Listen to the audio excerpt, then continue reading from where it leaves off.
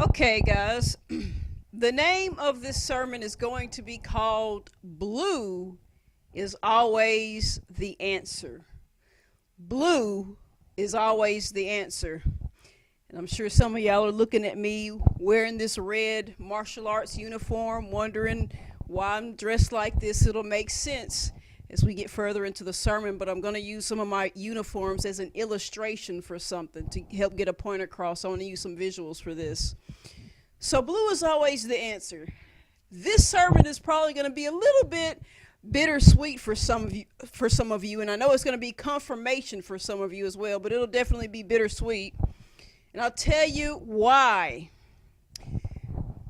It seems like this year, in many of my messages, I have been talking a lot about things like removing yourselves from people that we would consider maybe toxic for you, people that don't mean you any well, frenemies, those that are friends to your face and enemies behind your back.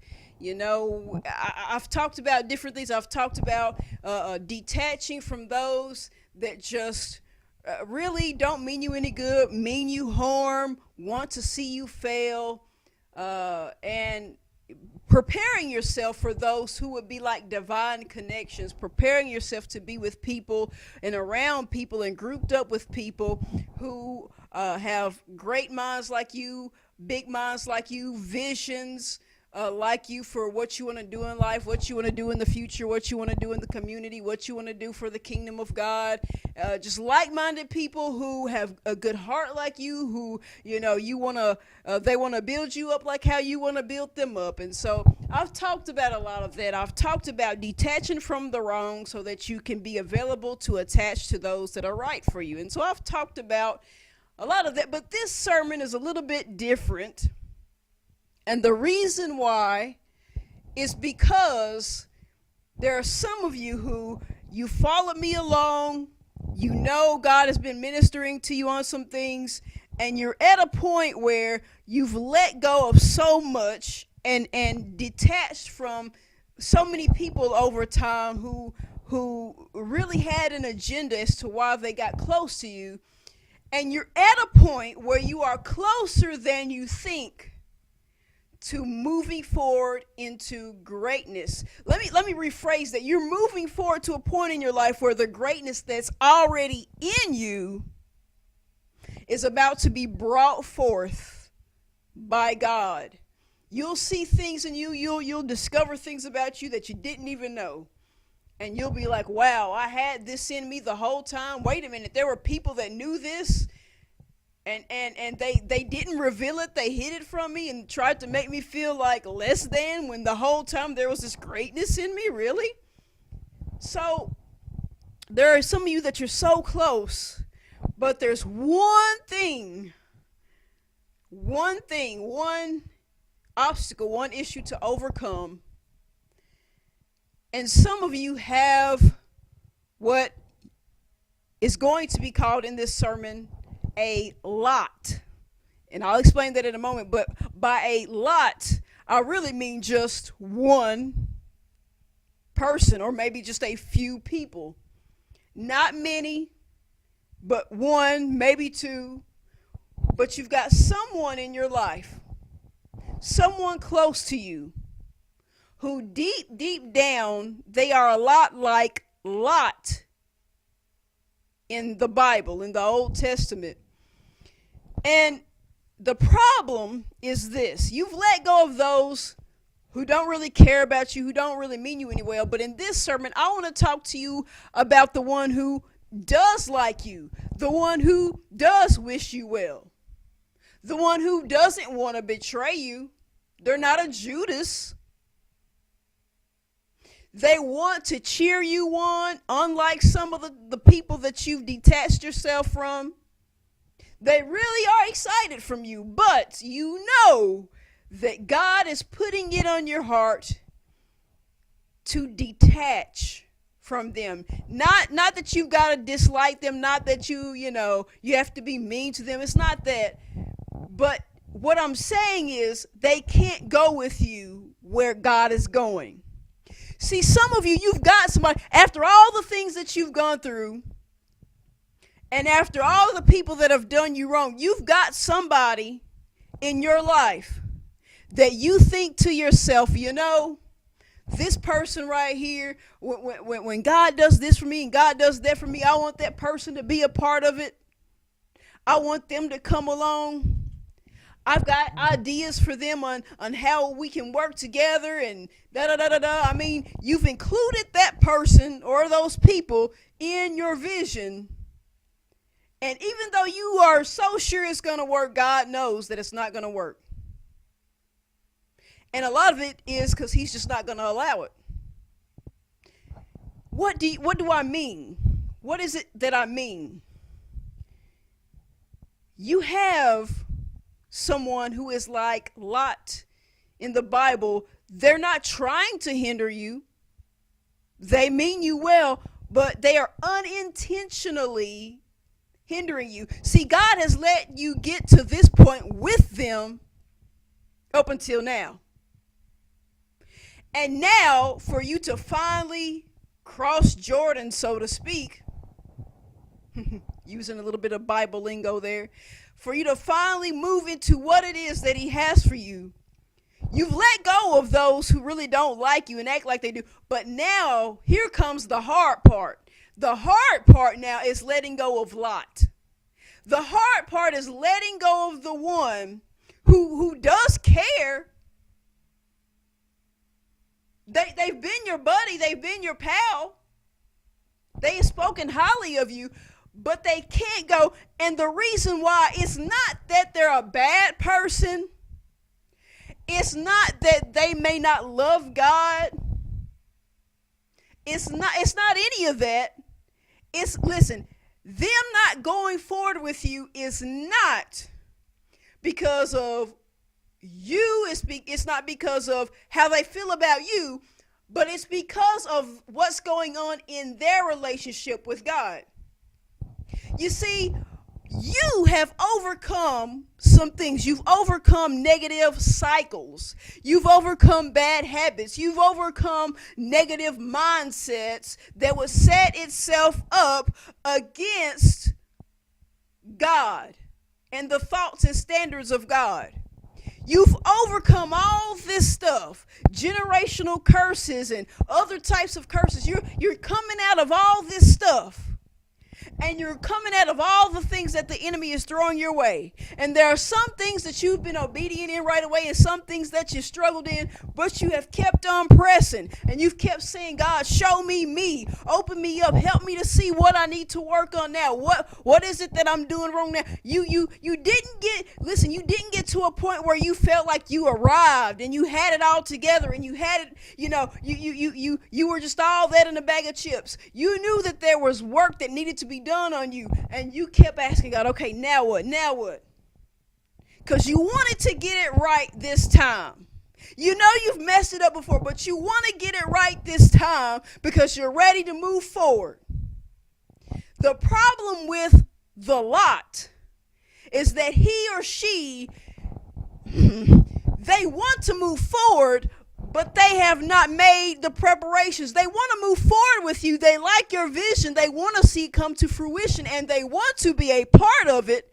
They want to be front row with you. They want to be co-pilots with you. They want to be right there with you.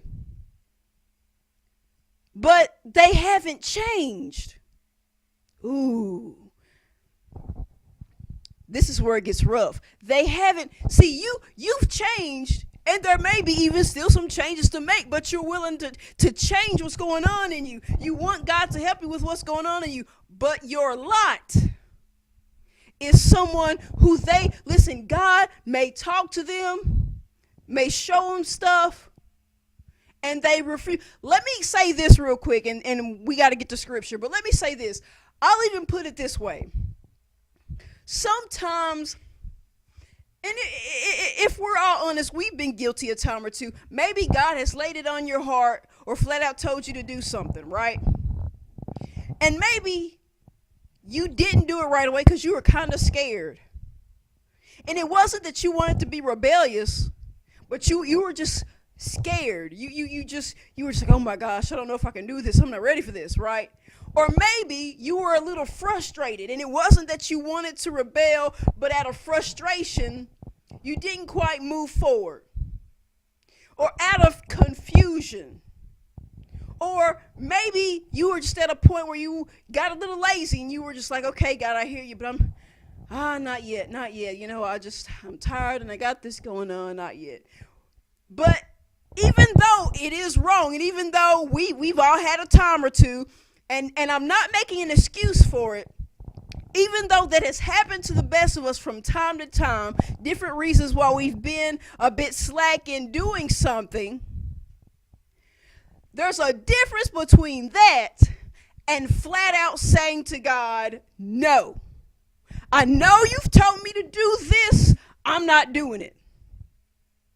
I just don't want to. That's not what I want to do. I'm not doing that.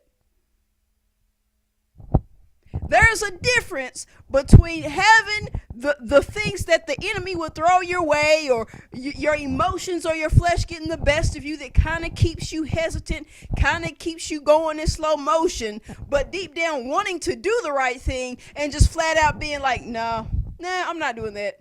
And just brushing it off as if it's not a big deal. See, that's the difference between you and Lot. You've made your mistakes, but you want to get it right. Lot doesn't. But Lot still wants to move forward with you. Come on. And be a part of what God's going to pour out on you and in your life. See, that is the problem. So it's not you. And it's not really Lot being a bad person or someone that doesn't care about you or doesn't want the best for you or is a frenemy. And instead of a friend, that's not it at all. It's simply that their heart is not all the way right with God, and they know it, but they refuse to change. So either one of two things will happen if God were to let you bring them along for the ride. Either one, their refusal to change bad habits and old cycles and negative mindsets and a flat out rebellion. These things will either hinder what you're trying to do, or God won't allow it simply because he's not pleased. He may be pleased with you the way he was pleased with Abel, but this Lot here is not pleasing to him, kind of like how Cain wasn't in that story of Cain and Abel. That whole if you do well thing. You're trying to do well. Lot is just trying to ride in on the wave. And that's the problem. This is why it's bittersweet. It's bitter because you know that emotionally you're going to have to detach from Lot. You can care about him. You can love him from a distance. But you know now that you can't take them with you. They can't be full-fledged a part of this vision the way you have been planning it for weeks, months, and maybe even years. Uh-oh. and it hurts because you love them. Because you know they mean well, but you know they can't go the distance. But it's sweet because you know that once you move past this, it's on. You know what I mean? Once you move past this, you now get to finally move forward. Not in the wilderness, not on this side of the Jordan, but fully over to the other side, conquering and receiving your territory. So this is a little different. This one hits home for some of y'all because you know it's confirmation and you know you're struggling.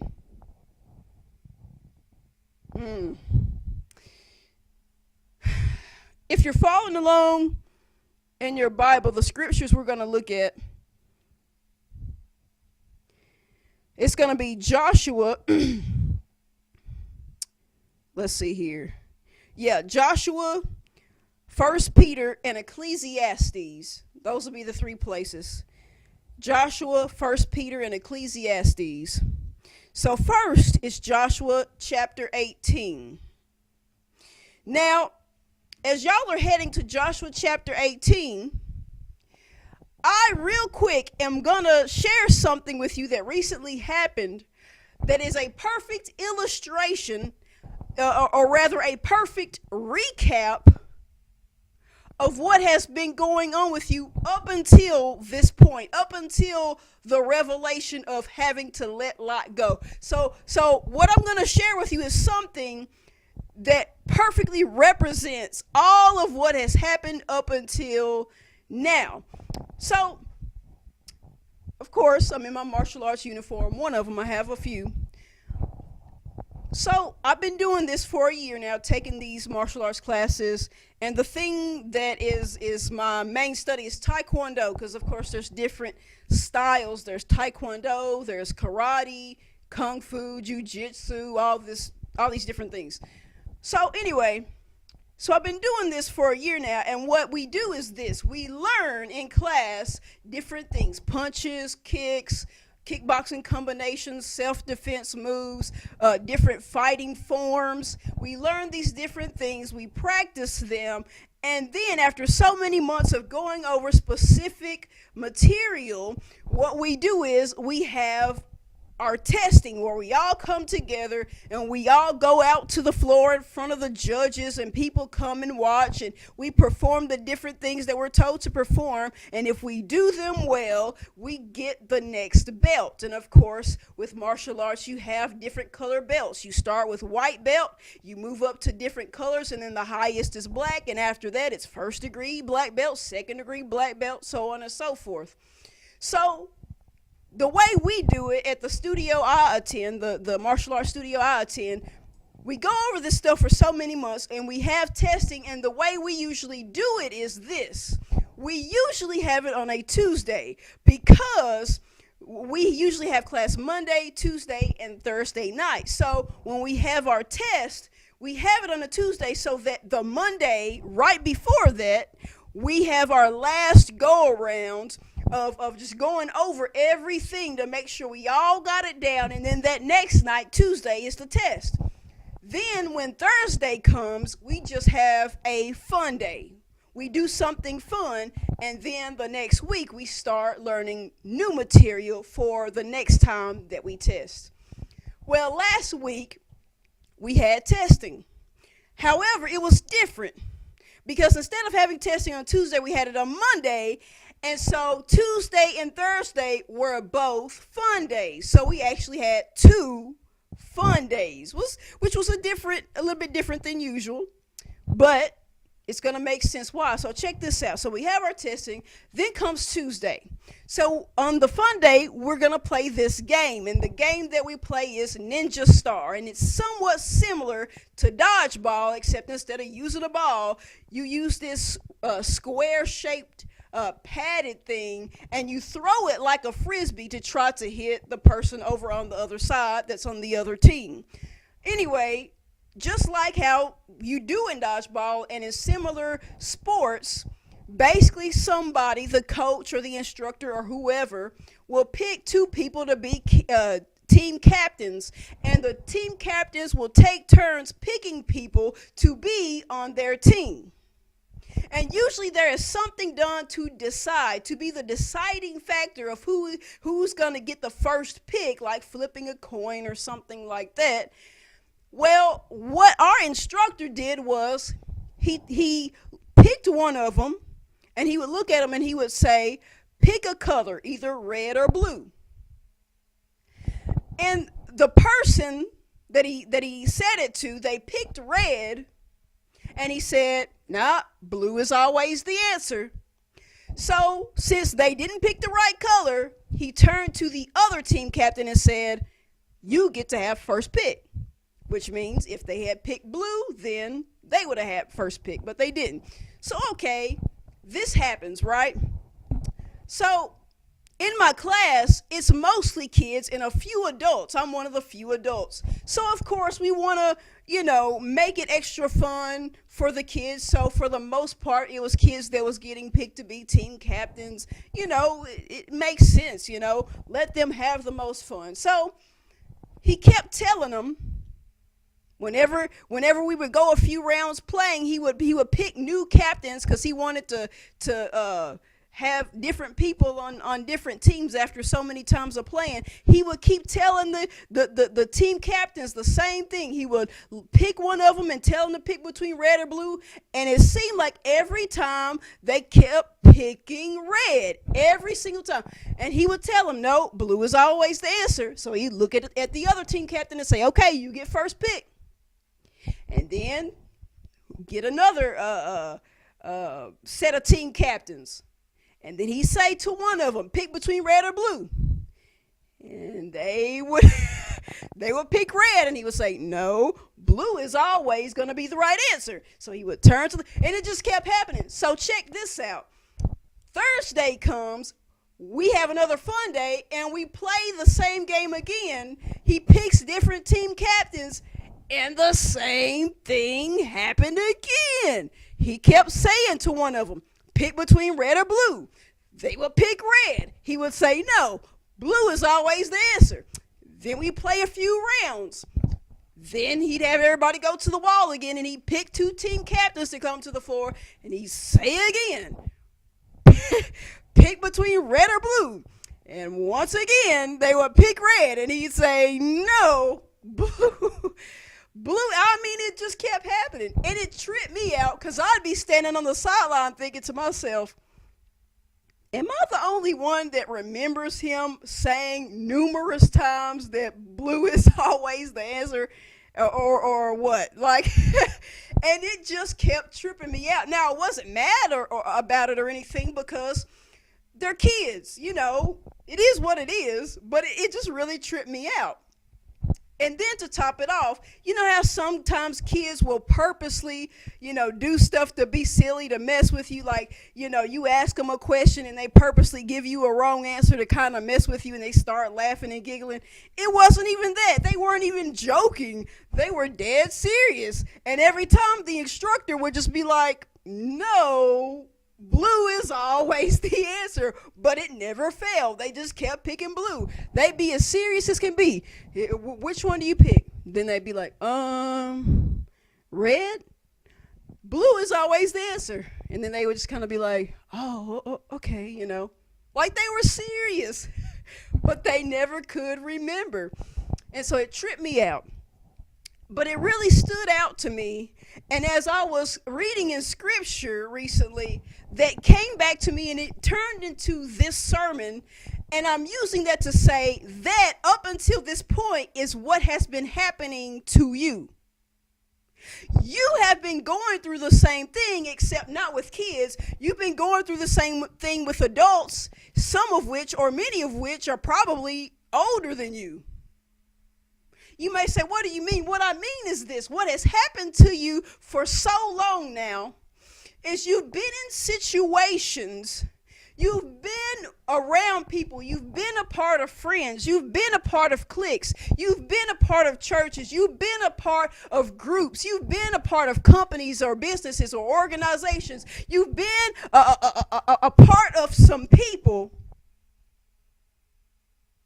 who they see, at first you thought that they didn't want you around by how they acted, but the truth is you found out they want you around.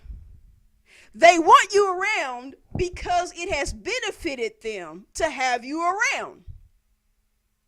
They know that you enjoy being there. They know that you're going to be nice. They know that you're going to put in the work. They know that you'll do the things that sometimes others just won't be willing to do, and you'll do what it takes to support them and lift them up. Come on.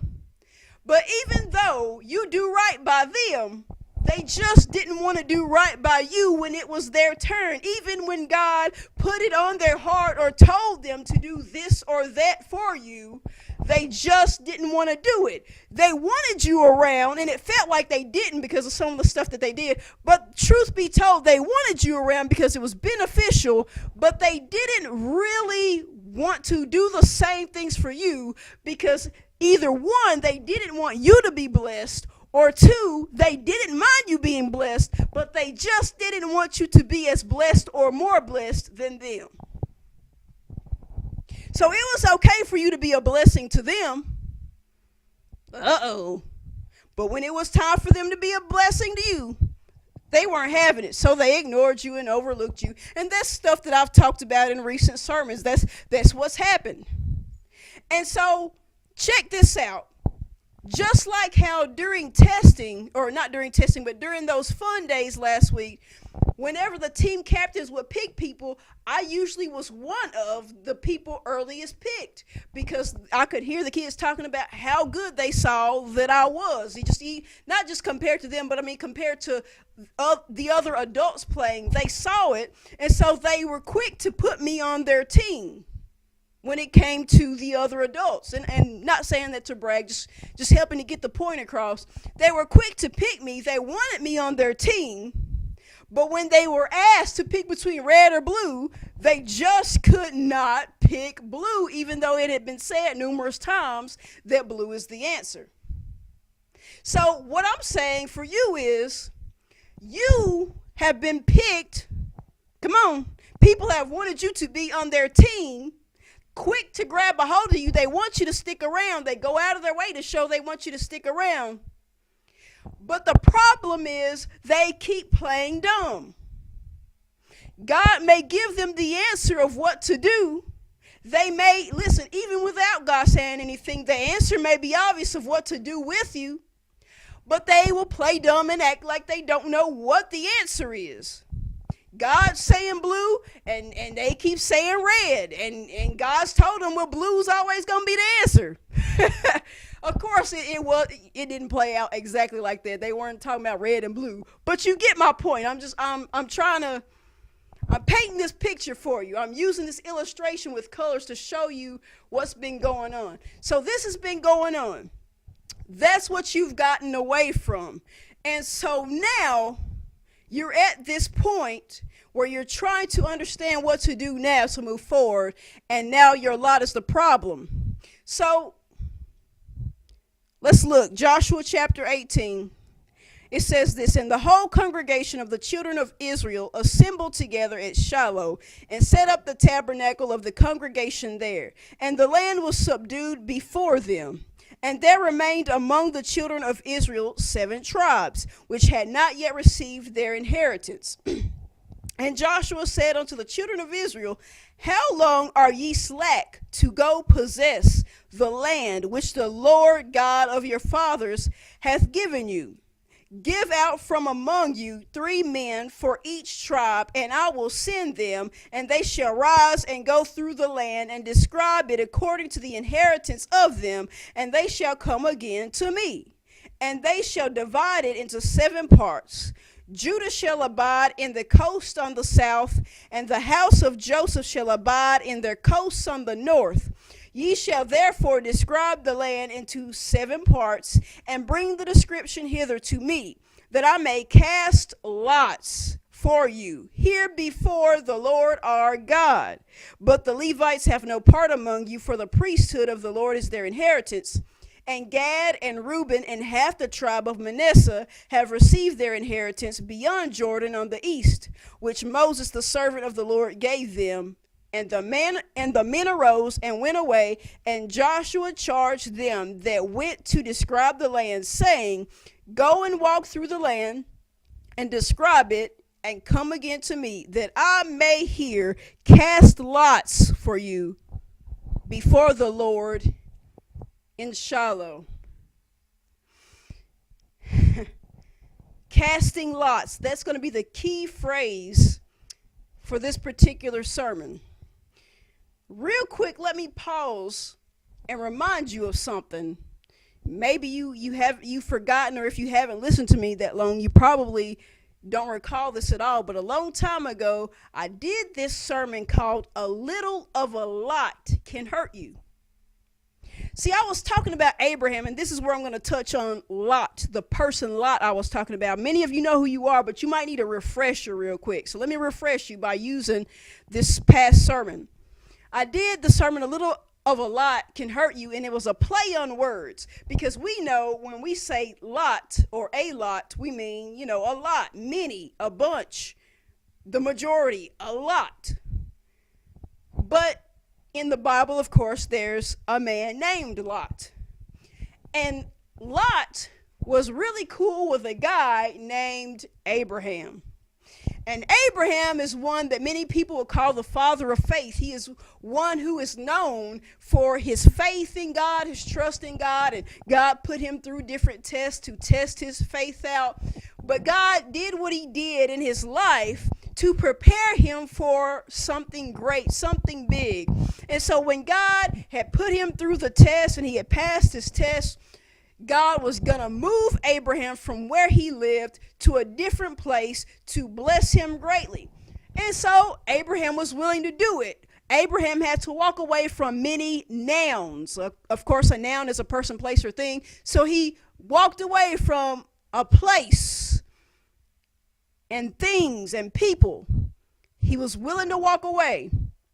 So he didn't take all his friends, buddies, pals. He took, of course, his wife and family, and he took his cattle and his servants, and they went on their way. Now, everything was good.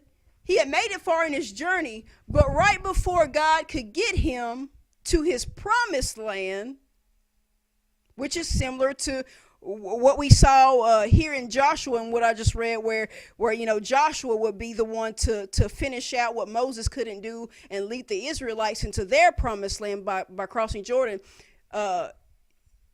Abraham had a similar experience. He had to go from one place to another. Right before he could get to his promised land, though, God began to mess with him, not mess with him, but constantly reveal to him, listen, you got to let go of Lot.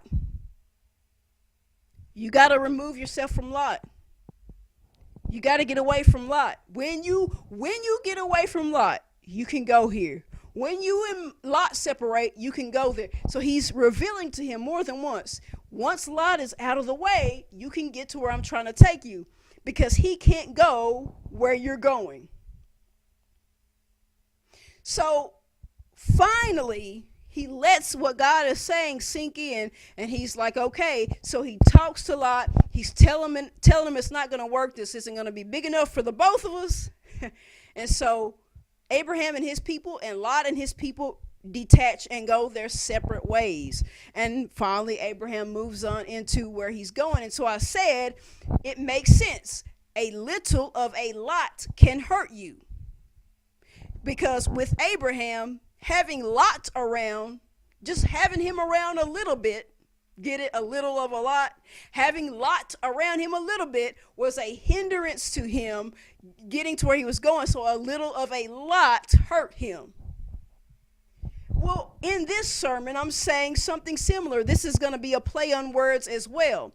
Because what happens here in Joshua is this. Joshua has led the Israelites past the Jordan. They've conquered many places. They've taken over different territories. But they are at a point here in Scripture where not every tribe has taken over and dwelled in their specific place. Because you've got God's people, the Israelites, but they, even though they're all one big group, they are also broken down and divided into 12 different tribes. So every tribe is supposed to get their own particular section. Even though they may take over territories together, they're all supposed to have their own territory with their own cities and villages. And of course you have Manasseh, which ended up splitting in two so that some could have some area here and some could have some area there. But anyway, they're all supposed to get their own thing. So Joshua is talking. See, at this point, a few people have figured it out, but the majority of the tribes still haven't settled down. And he's saying, how much longer shall we go without you guys getting your inheritance? So let's figure this out. He says, okay. He says, this is what I want. I want y'all to send a few guys out to go and investigate these different places. And meanwhile, I'm going to cast lots to see for sure who is going to get what. Now, casting means simply to throw, to toss, to let go, to put something down forcefully. Lots is kind of like some pebbles that would be thrown, cast, right? Cast lots, so it would be thrown to determine something. And the best way I know to describe this, in my opinion, is it's similar to how today we roll dice, right? We'll have some dice in our hands, shake it up, let it roll, and it will determine something, like determining someone's destiny. If you're playing a game, it'll determine how far somebody gets to move on a board game or something along those lines. Sometimes people use it to gamble, and whoever rolls the highest number walks away with the most money. But it's something similar to that. He's kind of like how we roll dice. He's saying, I'm going to cast lots and see for sure who's going to get what. Now, this is going to be a play on words, because whoever this is for, listen, you're trying to figure out what's next. You're trying to figure out what to do. You've detached from those who have kept you in the red, right? Remember, they kept picking red instead of blue, even though blue was the answer. They've kept you in the red, or another way of saying it is, they've kept you at red lights. They've kept you at big red stop signs.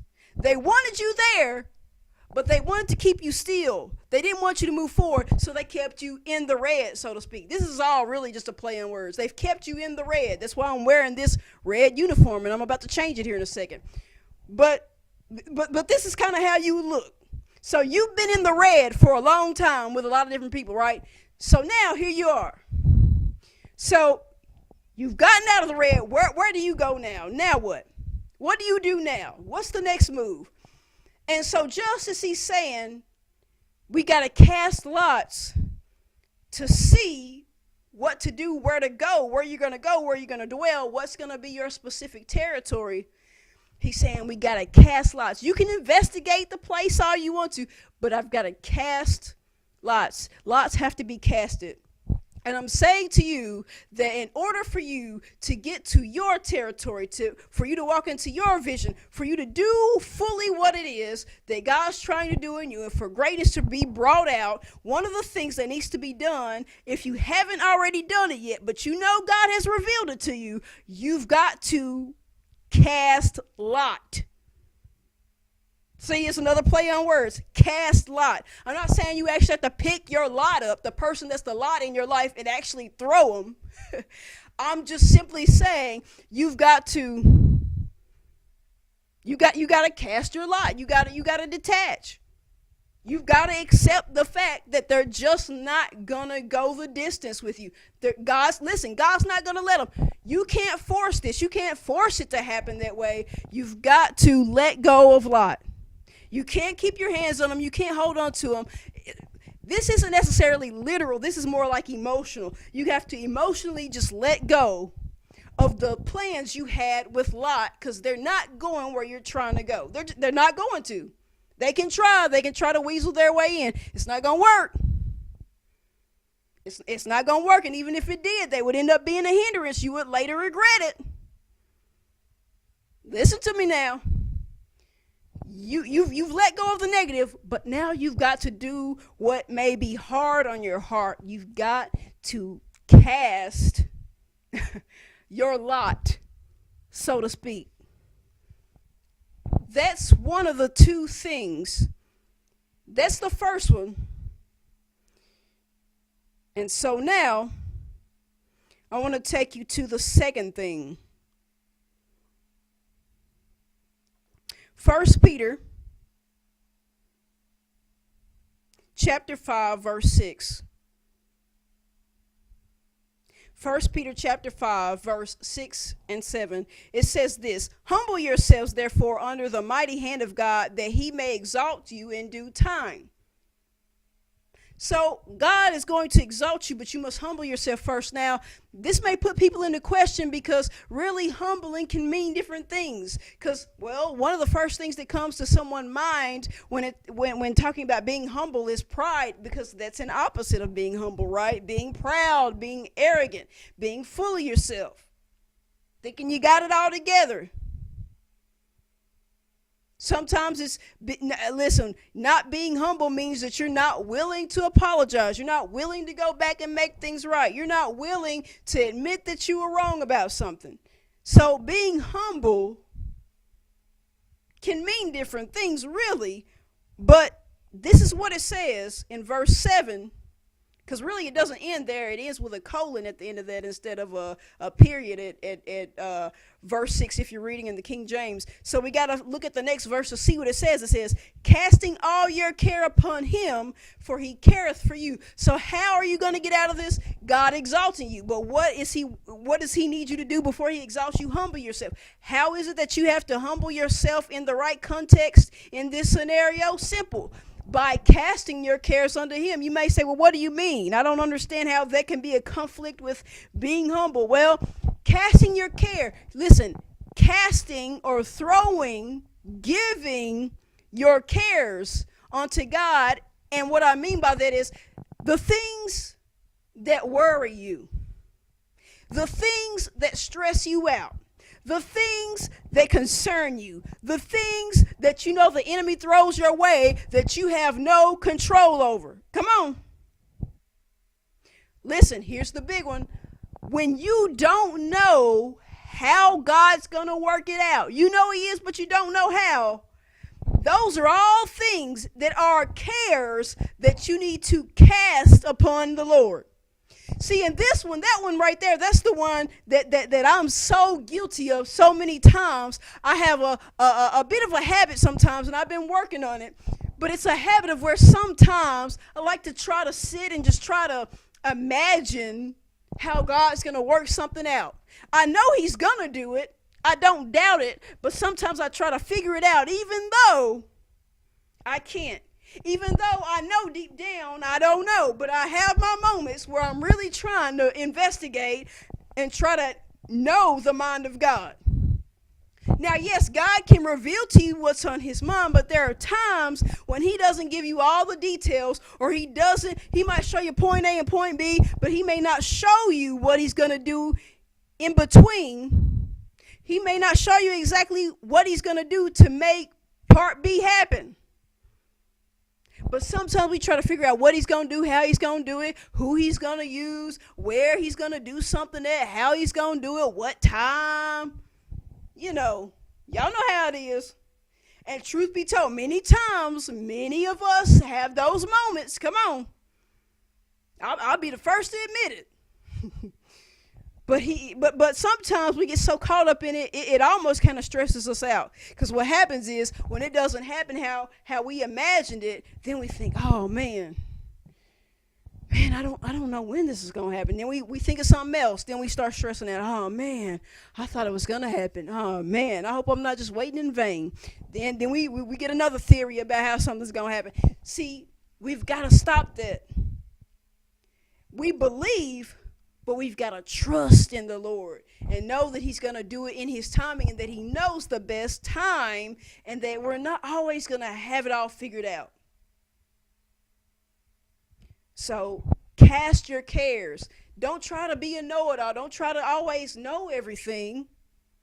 Humble yourself and cast your cares. Cast the things you don't understand and the things you don't have control over and the things that worry and stress you out.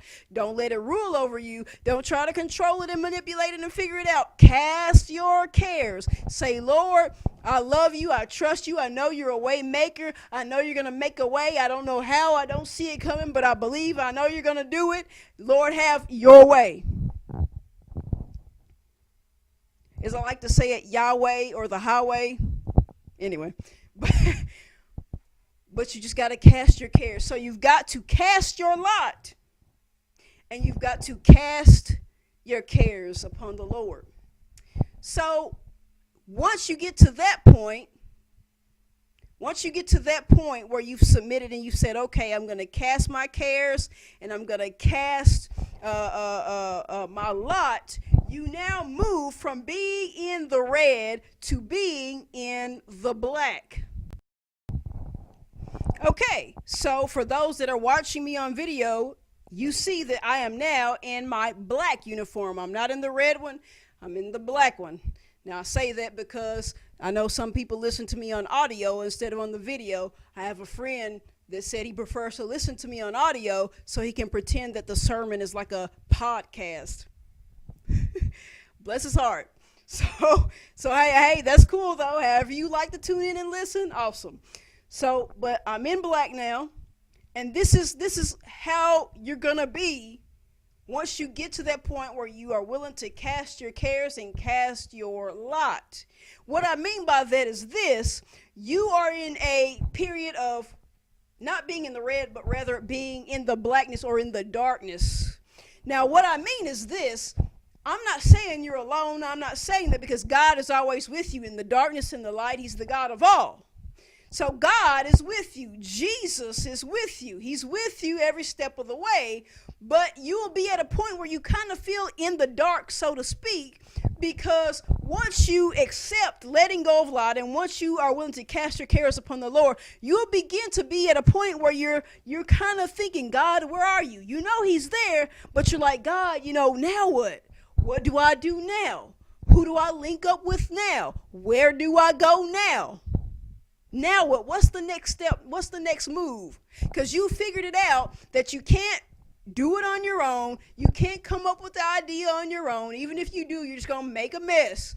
So you're waiting, but you don't want to waste time. You don't want to miss God, but you're just like, okay, God, now what? Now what? And you feel like you're in the dark, but God is there, and you are now in that moment. That waiting period before the big moment.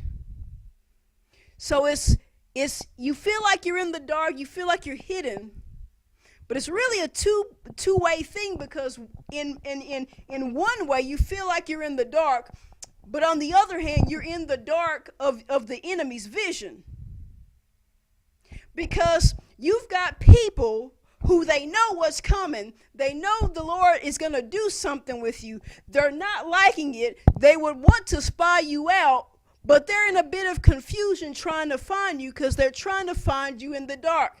It's like God has you hidden in plain sight. You're there, but they're struggling to really keep tabs on you as well as they once were able to. It's like you're in the dark. Get it? The black uniform. You're in the dark.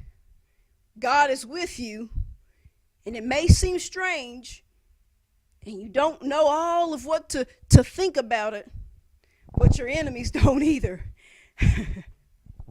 See, that's the good part. Your enemies don't know either. Your enemies are confused. Your enemies are like, oh man, I know something's coming, but I'm trying to figure this out.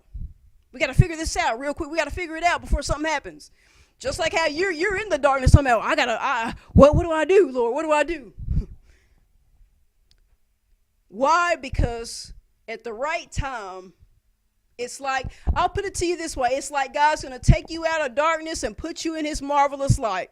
It's like turning on a light bulb. All of a sudden, the light will go off in you, and all of a sudden, God will reveal some things to you, and everything will make sense. And when He gets ready to do what it is He's about to do, it'll be too late for those that have tried to follow you along the way to try to come and jump in and sabotage it. It's going to be too late. I'm sorry. I'm just excited. This is for somebody. You can't tell me this ain't for somebody. I'm letting you know that God is about to put you in the... You're not just going to be in a light. You're going to be in the light. He's going to put you in the spotlight. People are going to see what He's going to do in you and through you. All you got to do is remain humble and let Him guide you. And when people start asking questions, make sure you give God the credit and the glory. That's all you got to do. All you got to do is obey and follow Him. Let Him lead the way. Give Him the praise. Give Him the credit. Give Him the glory. Give Him what's due unto Him. And you don't have, listen, one of the things that you've probably learned by now, but I'm going to go ahead and remind you, you ain't got to keep explaining yourself to folks like how you used to do in the past, back when you were in the red. You ain't got to do that. See, that's what people do. They always want to try to make you feel like you got to explain yourself. Like they don't know what's up. No. You just got to keep going. Don't worry about if they say you're acting funny, you're bougie now, you got an attitude now. No, they know what the deal is. They know that they can't be trusted. So now they want to try to guilt you and say stuff to make you feel some type of way, to make you feel like you got to answer all those questions and prove stuff to them and prove who you really are. Come on, prove that you're called. Prove that you really are used by God in some kind of way. You ain't got to do it. So this is your moment of being in the black. And so with that said, last place to look at Ecclesiastes. Ecclesiastes chapter 3, starting at verse 1. So you're willing to cast your lots and cast your cares, but there are some things your enemies are about to have to cast. Let's see. It says this: to everything there is a season and a time to every purpose under heaven. In other words, there's a time and place for everything. And it's about to be time for your enemies to do some casting themselves. Look at this, verse 2. A time to be born and a time to die, a time to plant and a time to pluck up that which is planted, a time to kill and a time to heal, a time to break down and a time to build up, a time to weep and a time to laugh, a time to mourn and a time to dance, a time to cast away stones and a time to gather stones. Let me read that again. Verse 5, a time to cast away stones and a time to gather stones. Y'all know how we always like to quote scripture and say, he who is without sin cast the first stone. In other words, you can say what you want about me, but make sure you're sinless before you try to attack me. In other words, don't act like you haven't messed up. Don't act like you haven't made a mistake. We love to quote that he who is without sin cast the first stone. Why? Because nobody's sinless. Nobody is perfect the way Jesus was and never messed up, so they'll never get to throw a stone at you. I bring that up to say this. Here where it's saying a time to cast away stones and a time to gather stones. Listen, your enemies, those who don't like you, they have been verbally casting stones. Not literally, verbally. Just like someone who sees someone doing wrong can stone them, throw stones at them. We see that in the Old Testament. That's what your enemies have been doing. They've been doing that, throwing stones at you, or rather throwing slander at you. You've got some enemies who they say such negative, nasty things. And here's the thing, they accuse you of so many things and say so many things about you. Some of the stuff that they're saying is not true, number one. Number two, some of the stuff that they're saying was true in your past, but that's not your past anymore. And number three, some of the stuff that they're saying about you is really stuff that they're guilty of, but they're projecting themselves onto you. They're trying to cover themselves up and trying to make it seem like you're the one doing this and doing that. Oh my goodness. So they are verbally casting stones, trying to destroy you. Just like someone stoning someone enough so that they die, what they're trying to do is they're trying to kill your integrity. They're trying to assassinate your character. Come on. Come on. They're trying to, look, just like when the scripture says the enemy comes in to kill, steal, and destroy. That's what they want to do with their words. But truth be told, you've got some folks who, if they actually could kill you, like for real, they would have done that. Matter of fact, there are some things that people have done that it's got them wondering how you're even still alive. They're wondering why you haven't killed yourself. They're wondering why when they tried to poison your food, you didn't die. Come on. Oh my goodness. So they can't figure it out, but they're starting to have to accept the fact that the favor of God is really real and it's really on you. And they fail to see that it's their own actions that keeps them from having such a favor. And then they wonder why you're favored for such a time as this. So it's a time for them to stop casting stones at you. And it's now a time for them to gather stones. In other words, instead of throwing stones at you, it's time for them to start coming and picking them up. It's time for the mess of stones to be cleaned up. God's about to clean up some mess. He's fixing a clean house. It's time for the stones to be, another way of saying it is this. When you go and pick back up something you threw, what am I saying? If them throwing stones was really them saying negative about you, that means they're going to have to take back what they said. They're going to have to eat. They're going to have to eat their words. What came out of their mouth is just going to have to go right back in. Okay.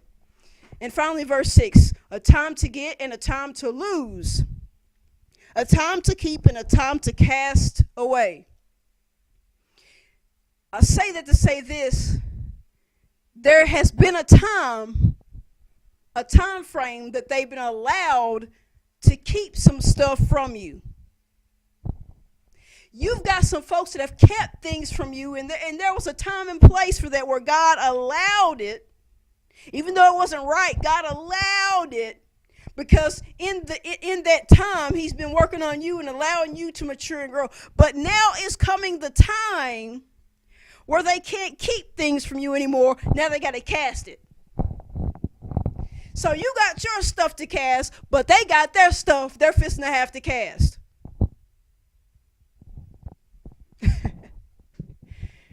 Oh, man. They've got to cast what they've kept. They've got to cast what they've kept. What have they kept? Oh, different things. Some of them have kept some secrets from you that they were actually supposed to tell you. They weren't supposed to tell others, but were supposed to tell you. But they did the opposite. They told some other folks so that they would be jealous of you and despise you, but they didn't tell you. Remember what I was saying earlier about people seeing greatness in you and seeing things in you and knowing stuff, but keeping it hidden? They're going to have, oh my goodness, they're going to have to let out what they didn't kept in. And the bad stuff that they said, they're going to have to go and pick it back up and put it back in their mouth and swallow it. Talk about hard pills to swallow. Sorry, I love plays on words. But anyway, they've kept things. Listen, you got people that probably owe you money. You've got material possessions that people owe you. Secrets that they've kept from you that they should have told you. Different things, opportunities that they were supposed to give you that they held back and gave it to this person and that person. And they said that you were not qualified and used every excuse in the book, knowing good and well that the people they chose not only are not qualified either, but really they're not qualified to be where they're at. Uh-oh. Ooh, I'm getting on something now. Uh-oh. Dun, dun, dun. Dun, dun. Seriously. They're not qualified. Some of them think they are. They think because man said they were, they got some type of certificate, but really they're not. You know, I talked a while about how you got people who are in leadership positions, but they're not actual leaders. Uh-oh. They think because they got that badge, that ID badge that says manager, boss, supervisor, leader, come on, that they're an actual leader. No, they're somebody who's not a leader in a leadership position. They're not qualified. Oh my goodness. I'm going to be quiet. Anyway, they choose everybody else but you because they swear up and down you ain't good enough. You haven't been through enough. And they're ignoring the fact that you've been through more than they have, but they don't want to admit that. So they got to nitpick and fault find everything about you and say you're not old enough, you haven't gone through stuff, yet they got where they are years ahead of you. And they weren't ready and were thrust into it. Oh my goodness. Come on. So they lie to themselves about the situation and lie to others to the point where not only have they made others believe lies, they're starting to believe their own lies. They're not ready. They don't know enough. You didn't know enough when you started. Come on. Let's get down to it. You got people that say you're not good enough or you don't know enough, but secretly they feel like you know more than they do. Uh-oh. But they ain't saying that to nobody, though. Uh-oh. So I'm letting you know, whoever this is for, that you are about to go from the black, being in the black, to being in the blue. Now, as you can see, I am in blue. And this is where you're about to be at. You are about to be in the blue. You're about to be ready for takeoff, so to speak. Now, let me point out something to you real quick. If you notice, even though this uniform is blue, you see some black right around the neck part, right? This V-neck. And you see on the side there's a black stripe going down it. In these pants, you see the black stripe going down it. Now, this is the most recent uniform that I've earned. But I want you to look at this blue one. See how there's no black on it? It's just solid blue, just like how the other uniform I had was solid red and one solid black. But there's no extra color stripes on it. See, this is the original uniform. This is the uniform that I started out as a beginner, as a white belt. Now, when you first start out, you're in beginner mode, but after you move up so many belts, you become intermediate and then you become expert level. Now, I'm not beginner anymore, I am intermediate. So when I moved up to be an intermediate, instead of having the blue that's plain blue, I got blue with the fancy stripes and stuff on it. All fancy schmancy, right? And it's to let people know, even though I'm still a student, I'm not a black belt yet, I'm still a student, I'm still learning, I'm still not at the level or still on the level of those who are white belt, orange belt, so forth. I'm up here with the green belt, purple belt, blue belt range. Not up there with the red and the black, not yet, but I'm not where I used to be.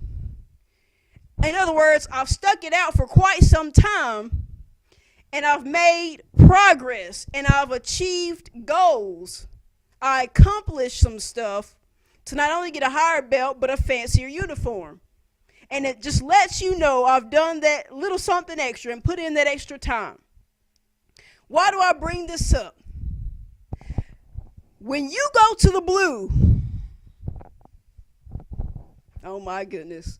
When you go to the blue, when God takes you to the blue, it's not going to be like this one right here. It's not going to be like this uniform, this solid blue. No. Because see, you've gone through too much stuff that people try to downplay. You've gone through some stuff that some folks higher up than you right now have not even gone through and would not even be willing to go through, which is why they're not there anyway. You're not going to be solid blue. You're going to be like this right here. You're going to be blue with some extra stuff going on. Why? So that people can see not only has God put you in the blue, but you're not some beginner. You may not have it all together and you may not know it all, but you're not this beginner that people want to try to make you out to be.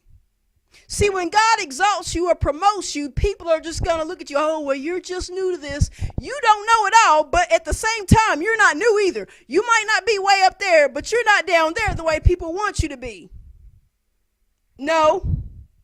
You're going to have your blue, but you're going to have some extra bells and whistles for people to see, okay, I might just now be getting to this point that y'all tried to keep me from, but I still got some stuff going on that shows without me even having to say it, without me even having to prove it. There's going to be some stuff going on with me and around me that's going to prove that not only am I rightfully here in God's eyes, but realistically speaking, I should have already been here. So I'm much further. Oh my goodness. I'm much further than you want to even believe. Come on. It's kind of like when somebody joins the military. They're in the army or something and they get their uniform and they're in it for a while. So their uniform looks similar to others, but what happens is some people, they've got more stuff on their uniform. They've got more bells and whistles, so to speak. They got different colored things and badges and stuff on it because they've been in it longer and they've accomplished some stuff while out in battle and doing this and doing that. They helped save this person's life. They did this. They did that. They did this secret mission or this dangerous mission that other people probably wouldn't have done or weren't up to par to do, but they did some stuff to let you know, okay, my uniform may look somewhat similar to somebody else's, but when you see all this stuff on it, you're going to see I ain't no beginner. I've been in this for a moment, and I'm in it to win it. I'm in it to get as far as I can. I'm not here to get easily intimidated and back down. I've been at this for a minute. When you get in your blue, so to speak, it's not going to be like that plane when I just showed you. That's not going to be it. God is going to make sure that people see that his hand is over your life, that his favor is over you, and that he will use you for his glory regardless of who does and who does not like it, because they are not God and they are not going to determine how all this gets wrapped up. Everybody wants to have their hand in how things are going to play out before the return of Jesus. We want to have it all figured out. We want to know when he's coming and how and what we can get away with before he comes back. Kind of ties into what I was talking about a moment ago about not knowing everything and being okay with not knowing everything and casting your cares on him. See, you're willing to humble yourself, but you got some folks, they don't get that they're not willing to be humble. Because they want to know how to have their way before Jesus returns. And God is saying, no, it's my way. I will use whoever I choose. In the last days, I will pour my spirit out upon all flesh. He will use who he chooses, regardless of whether one likes it or not. And it's up to us whether we allow God to be used by him and to be a vessel, but we can't determine whether or not God wants to use someone that we don't like, don't love, don't care nothing about, don't think they're good enough. That's not for us to decide. And there's coming a time when many people in high situations and high positions in different areas are going to have to face the facts that they don't have it figured out. They don't know how this is going to play out. They can't determine how God does and doesn't use someone. And we got folks that have this attitude of, well, God says they're going to use that person. I don't believe that because ain't nobody going to agree with that. That people ain't going to let that happen. You know, it's a small town, and you know how people think around here. You know, people ain't going to let God move here. Come on. Or they'll say, well, if they think they're going to get that position, I'll fight them for it. You don't know me. I'll pull a knife on somebody. I'll shoot them. I'll fight them for it. So put me in that position because if you don't like them, just put me in the position. And if they try to take it, I'll fight them for it. Now, we should be engaging in spiritual warfare type fighting, and you got folks that's talking about literally fighting in the natural, fighting someone who God is wanting to use just so God doesn't use them.